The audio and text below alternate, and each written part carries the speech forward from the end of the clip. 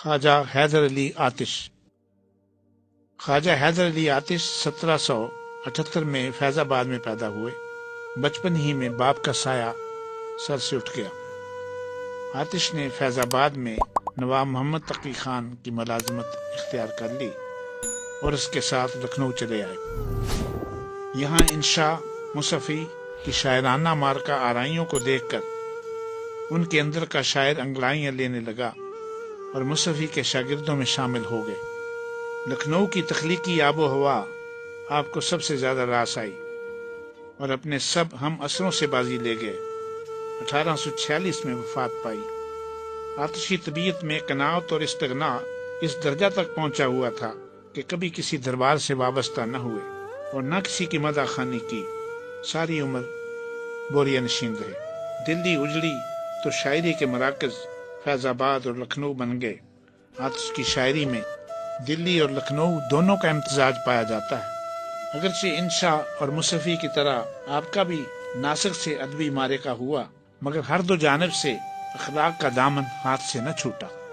آتش کے کلام میں ان کے تخلص کی طرح گرمی بہت ہے، تاہم اشعار بڑی سادگی اور سچائی سے کہتے ہیں۔ تشنع اور تکلف نہیں ہے۔ آئے بھی لوگ، بیٹھے بھی، اٹھ کر چلے گئے، میں جا ہی ڈھونڈتا تیری محفل میں رہ گیا۔ حافظ کے کلام کی طرح آپ کے دیوان میں ضرب المثل اشعار کی بڑی تعداد ہے۔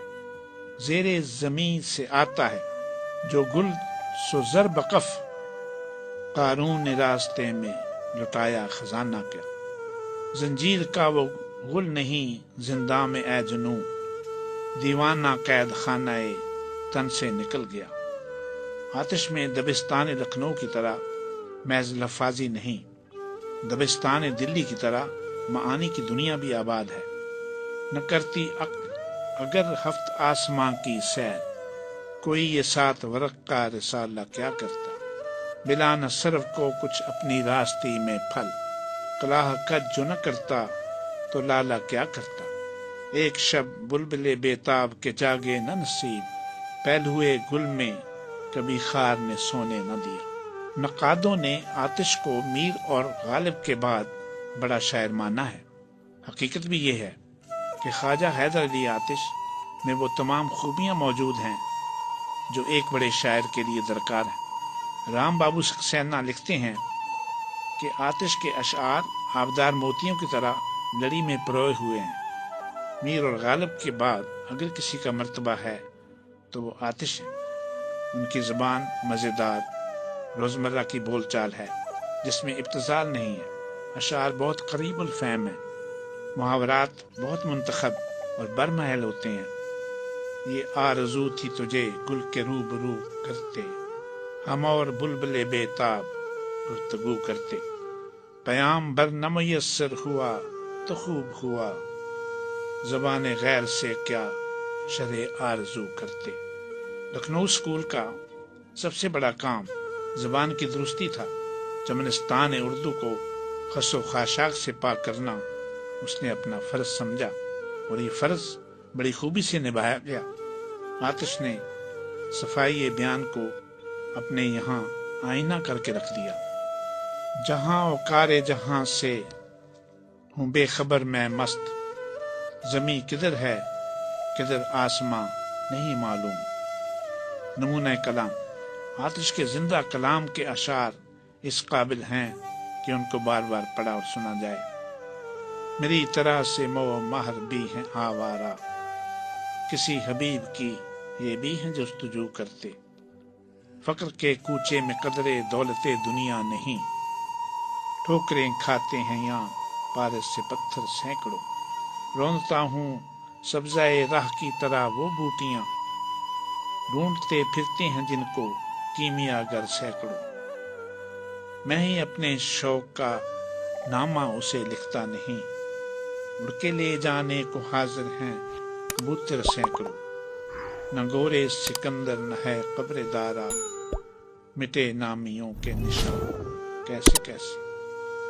غم و غصہ و رنج و اندوہ و حرما، ہمارے بھی ہیں مہرباں کیسے کیسے۔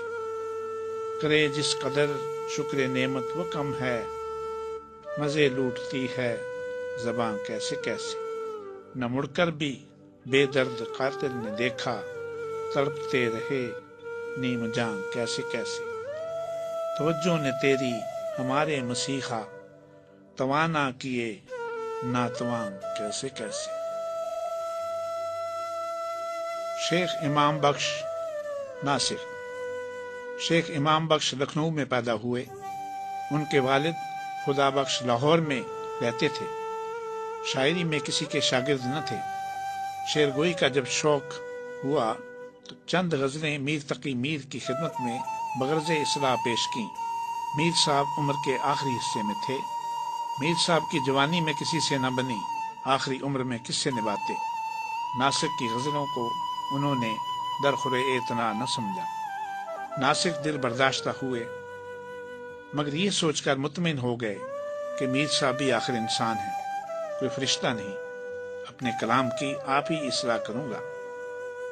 کلام کہتے مگر کسی کو نہ سناتے، یہاں تک کہ لکھنؤ کے مشاعرہ میں جاتے، وہاں سید انشا، مرزا قتیل، جرت، مصفی جمع ہوتے، ناسک سب کی سنتے مگر اپنا کلام کسی کو نہ سناتے۔ غرض انشا و مصفی کے مارکے ہو چکے۔ جرت اور ظہور اللہ خان نوا کے ہنگامے بھی طے ہو گئے۔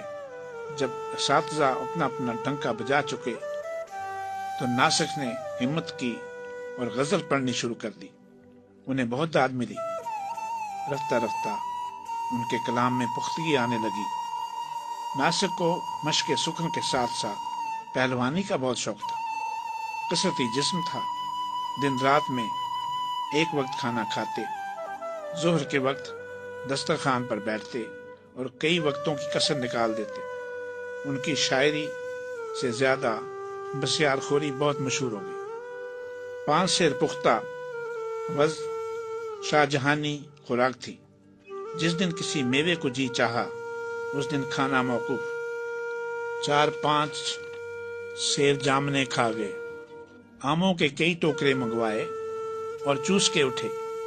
بھٹے کھانے بیٹھے تو گلیوں کا ڈھیر لگا دیا۔ قوی ہے کل جوان تھے، ان کی صورت دیکھ کر معلوم ہوتا تھا 4-5 سیر کھانا ان کے لیے ناشتہ کے برابر ہے۔ اس قدر خوش خوراک آدمی کو کوئی نواب ہی رکھ سکتا ہے۔ چنانچہ نواب کلب حسین خان انہیں اکثر بلا لیا کرتے تھے اور مہینوں مہمان رکھتے تھے۔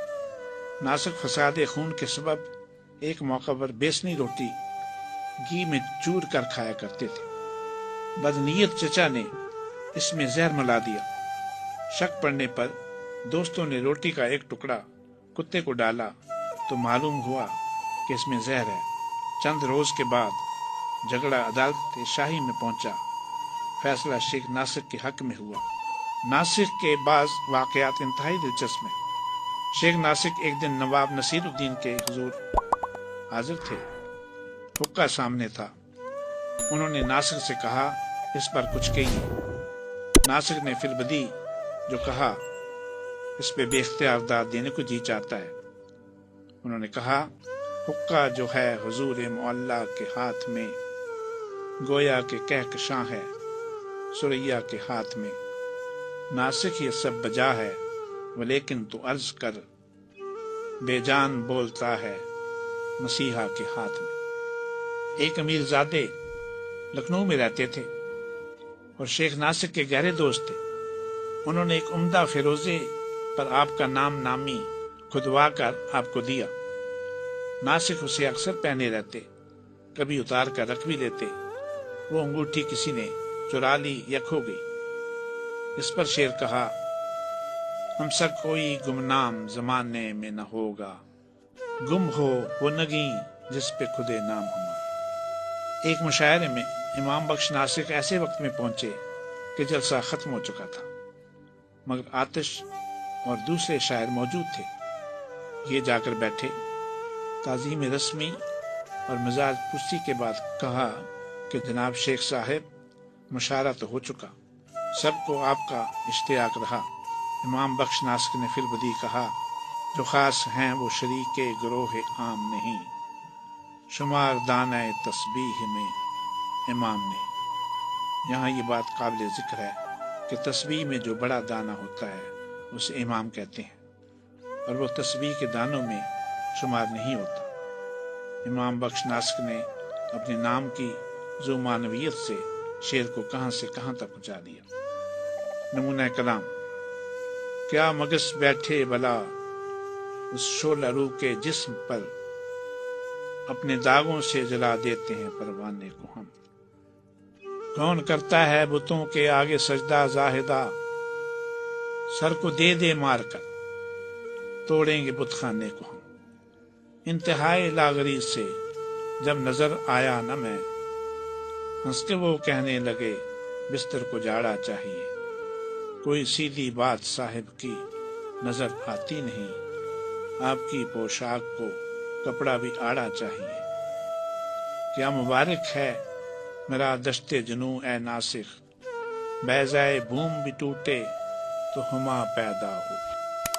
ترچھی نظروں سے نہ دیکھو عاشق دلگیر کو، کیسے تیر انداز ہو سیدھا تو کر لو تیر کو۔ خدا کی دین کا موسیٰ سے پوچھئے احوال، کہ آگ لینے کو جائیں پیمبری مل جائے۔